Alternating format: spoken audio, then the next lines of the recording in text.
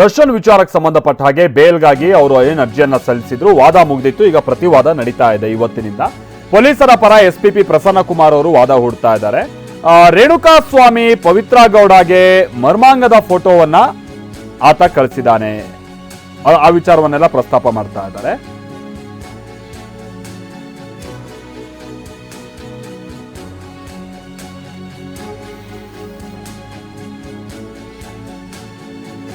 ಆತ ಮರ್ಮಾಂಗದ ಫೋಟೋ ಕಳಿಸಿ ಹೇಗಿದೆ ಅಂದಾಗ A1 ಪವಿತ್ರ ಗೌಡ ಸೂಪರ್ ಆಗಿದೆ ಅಂತ ಹೇಳಿದ್ದಾರೆ.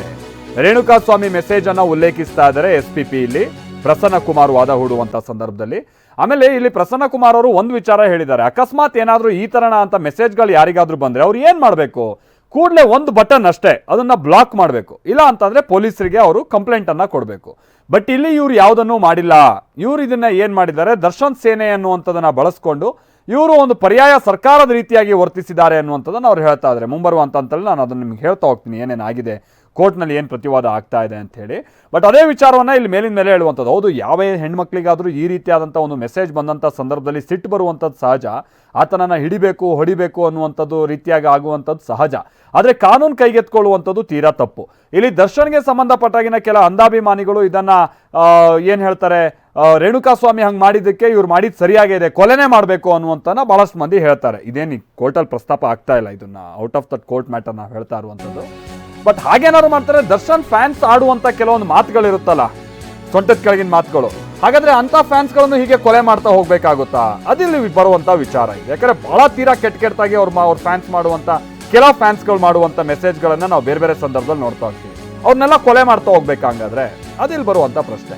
ಈಗ ಕೋರ್ಟ್ ಅಲ್ಲಿ ಏನಾಗ್ತಾ ಇದೆ, ಸೊ ಈಗ ಅದನ್ನೇ ಹೇಳ್ತಾ ಇದ್ದಾರೆ ಪ್ರಸನ್ನ ಕುಮಾರ್ ಅವರು. ಏನು ಅಂತ ಅಂದ್ರೆ, ಪವಿತ್ರ ಗೌಡಗೆ ಒಂದು ಮೆಸೇಜ್ ಬಂದಿದೆ, ಯಾರಿಂದ? ರೇಣುಕಾ ಸ್ವಾಮಿಯಿಂದ ಅಶ್ಲೀಲವಾದಂಥ ಮೆಸೇಜ್ಗಳು ಬಂದಿದೆ. ಈ ಟೈಮ್ನಲ್ಲಿ ಅವ್ರು ಏನು ಮಾಡಬೇಕಾಗಿತ್ತು, ಒಂದು ಬಟನ್ ಒತ್ಬಿಟ್ಟು ಅಂದರೆ ಬ್ಲಾಕ್ ಮಾಡಿದರೆ ಮುಗ್ದೇ ಹೋಗೋದು. ಇಲ್ಲ ಅವ್ನು ಮತ್ತೊಂದು ಯಾವ್ದಾದ್ರು ಫೇಕ್ ಐಡಿಯಿಂದ ಮತ್ತೆ ಮಾಡ್ತಾನ ಮತ್ತೊಂದು, ಆಗ ಪೊಲೀಸರಿಗೆ ಕಂಪ್ಲೇಂಟ್ ಕೊಡೋದಕ್ಕೆ ಅವಕಾಶ ಇತ್ತು. ಅಥವಾ ಅಲ್ಲಿ ಈ ರೀತಿಯಾಗಿ ಮೇಲಿನ ಮೇಲೆ ಮೆಸೇಜ್ ಬರ್ತಾ ಇದೆ ಅಂತ ಇವರಿಗೆ ಅದು ಇನ್ಸ್ಟಾಗ್ರಾಮ್ ಅಲ್ಲ ಯಾವ್ದ್ರೊಳಗೆ ಬಂದಿರೋದಲ್ವಾ, ಸೊ ಆ ಕಡೆ ರಿಪೋರ್ಟ್ ಮಾಡಿದರೆ ರಿಸ್ಟ್ರಿಕ್ಟ್ ಮಾಡೋದಕ್ಕೆ ಅವಕಾಶ ಇತ್ತು. ಆದರೆ ಇಲ್ಲಿ ಪವಿತ್ರ ಗೌಡ ಏನು ಮಾಡಿದ್ದಾರೆ ಅನ್ನುವಂಥದ್ದು ಪ್ರಮುಖವಾದಂಥ ವಿಚಾರ. ಸೊ ಪವಿತ್ರ ಗೌಡ ಏನು ಮಾಡಿದ್ದಾರೆ ಅಂತ ಅಂದರೆ, ಇದನ್ನು ದರ್ಶನ್ಗೆ ತಿಳಿಸಿದ್ದಾರೆ. ದರ್ಶನ್ ಸೇನೆ ಅಂದರೆ ಅವರಲ್ಲಿ ಪದವನ್ನು ಬಳಸಿದ್ದಾರೆ, ದರ್ಶನ್ ಸೇನೆ ಅಂತೇಳಿ, ಒಂದು ದರ್ಶನ್ ಆರ್ಮಿ ಅಂತೇಳಿ. ಅವರು ಈ ವಿಚಾರಕ್ಕೆ ಸಂಬಂಧಪಟ್ಟಂಗೆ ಆಕ್ಟಿವ್ ಆಗಿದ್ದಾರೆ. ಫೆಬ್ರವರಿಯಿಂದಲೂ ಕೂಡ ರೇಣುಕಾ ಸ್ವಾಮಿ ಮೆಸೇಜ್ ಮಾಡ್ತಾ ಇದ್ದಂತ ರೇಣುಕಾ ಸ್ವಾಮಿ ಬಗ್ಗೆ ಪವಿತ್ರ ಗೌಡಗೆ ಕೂಡ ತಿಳಿದಿತ್ತು.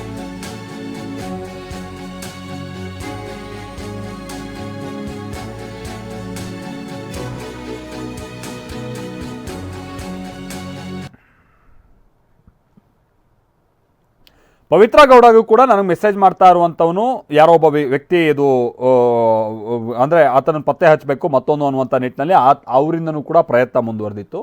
ಆಮೇಲೆ ತನಗೆ ಅಂದರೆ ಒಬ್ಬರು ಸೆಲೆಬ್ರಿಟಿ ಆದಂಥವರಿಗೆ ಈ ರೀತಿಯಾಗಿ 10 ಮೆಸೇಜ್ಗಳು ಬರ್ತಾ ಇರುತ್ತೆ. ಬಟ್ ಹಲವು ಸಂದರ್ಭದಲ್ಲಿ ಅವರು ಅದನ್ನು ಮೈಂಡ್ ಮಾಡಲ್ಲ. ಆದರೆ ಇಲ್ಲಿ ಪವಿತ್ರ ಗೌಡ ಅದನ್ನು ಪತ್ತೆ ಹಚ್ಚುವಂಥ ಪ್ರಯತ್ನಕ್ಕೆ ಮುಂದಾಗಿದ್ರು. ಯಾರಿದು, ಯಾಕೆ ಹೀಗೆ ಮೆಸೇಜ್ ಮಾಡ್ತಾ ಇದ್ದಾನೆ, ಏನು ಎತ್ತ ಅಂತ ಅದನ್ನು ಆರಂಭಿಕ ಹಂತದಲ್ಲಿ ವಿವರಿಸುವಂಥ ಪ್ರಯತ್ನವನ್ನು ಎಸ್ಪಿಪಿ ಮಾಡ್ತಾ ಇದ್ದಾರೆ.